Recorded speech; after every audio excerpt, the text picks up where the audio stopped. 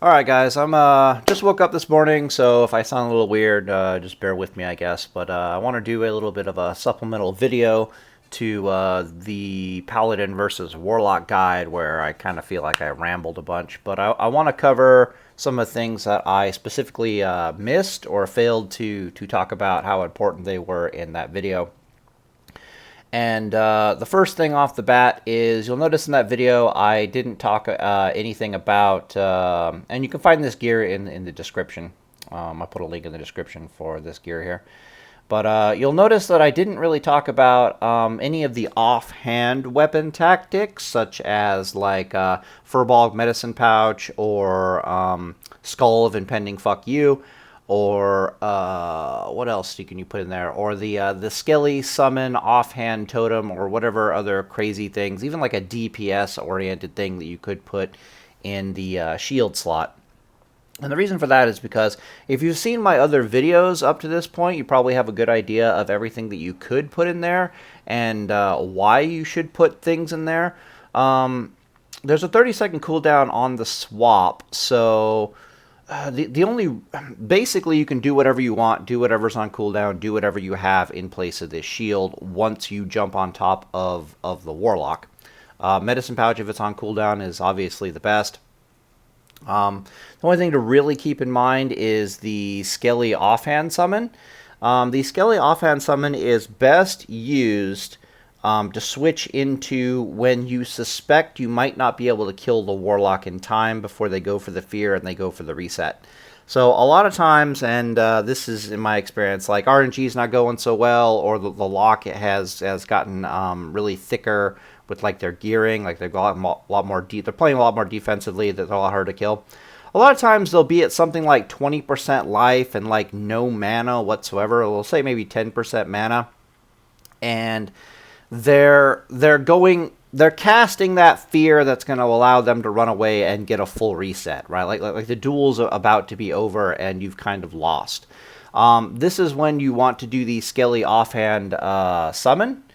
And the reason for that is because even if you run away feared, this stupid pet lasts. It's got like 3,500 hit points, or maybe even more, and it lasts like a minute, and it won't let the Warlock reset basically. So it completely counters one cycle of fear for the purposes of what am I thinking about here? Completely counters one cycle of fear for the purposes of the lock resetting. Like the lock can fear you, you'll come out of fear. The lock can fear you again, you'll come out of fear. The lock can fear you again, you'll come out of fear. This skeleton will simply not let them eat or drink. And in truth, it does like 3,000 damage over its duration, so it often just kills the Warlock outright. But your end game, if you cannot kill them within that anti-fear immunity that all your little stuns and interrupts play style, is you just get out that Skelly summon. If you have it, I don't have one yet, makes me sad. But you just get out that Skelly and let him finish the job for you. Other things that are important, I suppose you could summon the skeleton earlier and just add his DPS and pushback to your pushback if you want to be like a complete ass. But yeah, it's good either way. The other thing to really note is DPS. So I didn't make it very clear, I don't think, in the previous video, but you're not using resist gear when you're fighting just about any variant of Warlocks. Drakova likes to do that stuff, and it works. But he's going like really heavy into the resist gear. We're talking like 300 plus resist. The other option is, which is the one I do, is you basically just go pure DPS gear. And in fact, for reasons we're about to talk about in a second, I actually sometimes I'll strip out like my Ring of Reckoning here, or my Dragon's Blood cape, just because I need more DPS. And the reason is very simple. If you actually do the mathematical calculations on what kind of DPS you're pumping out with this gear currently, especially since you're down the DPS burst trinkets, you're only rolling at about 190 DPS without consecration. Which brings up two very interesting points. If you watch the previous video, you'll note that 100 190 DPS is kind of barely able to get the job done, right? Like, especially against an SL Warlock, when you get to that point where it's just a how long can I prevent them from fearing me, and how much DPS do I need to do to eventually drop them below 20% life and then obliterate them with my sharp increase in DPS from Hammer of Wrath. Oh, one second. And the answer to that is, at 190 DPS, you're kind of low. Just so we're clear on the stats, it's like you're doing like 75 DPS from your physical damage output, and that's with like Kings or Blessing of Might on you, which I highly suggest in this case because you really need the DPS. You're also doing like 75 DPS from the SOR damage as you're using rank 3 Seal of Righteousness, and you're judging Seal of the Crusader into the target for the extra damage.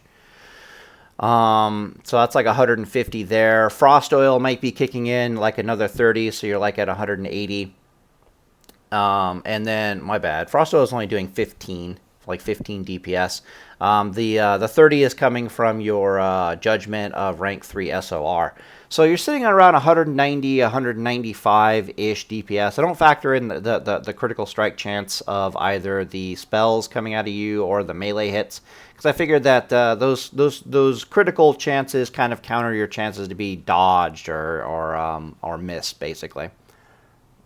Or just to give it over to the RNG gods.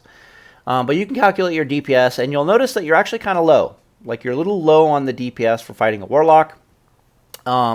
Which brings up the other interesting thing that I didn't really talk about, which is you really need to try to weave in max rank consecrations. Like, you can start with like rank 1 consecrations and lull the Warlock into a false insecurity, since rank 1 consecrations do have a lot of do get the same spell power ratio as a max rank consecration, and with Judgment of the Crusader on the target, you're sitting around 400-ish DPS. I think it's like 393 to be specific. Spell power.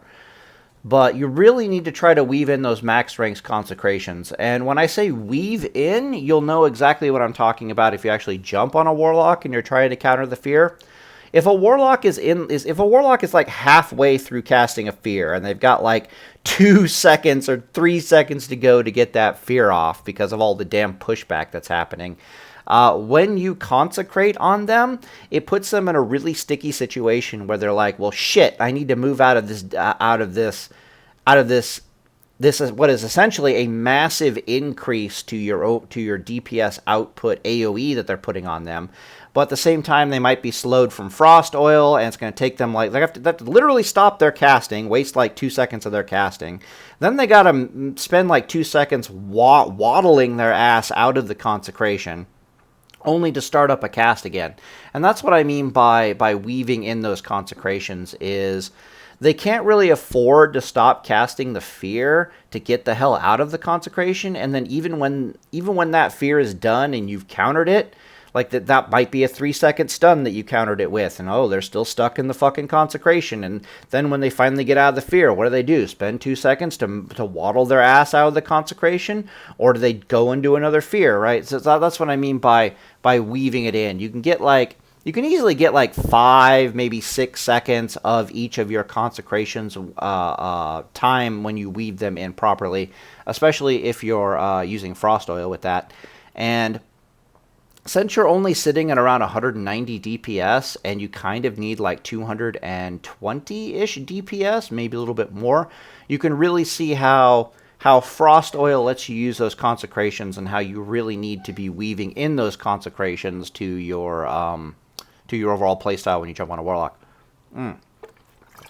So, in conclusion, what I'm basically trying to say is there's really only two. If you play against enough Warlocks, you'll begin to notice that there's really only 2 options for dealing with a Warlock, which goes back into my versus caster gearing supplemental, basically, which is you either need to focus on the DPS and the tactics, or you need to go really heavy on the resist side of things. There's really no in-between here.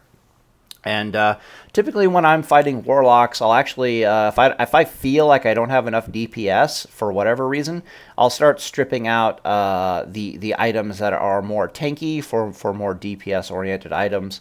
I'll start using things like Blessing of Might a bit more. I might start using some of the Offhand shield cooldowns to try to supplement my DPS. And basically, just be aware of your DPS, how much DPS you need, and really stick those max rate consecrations to the Warlock. You will have the mana with SOR rank 3. So yeah, I think that's about it.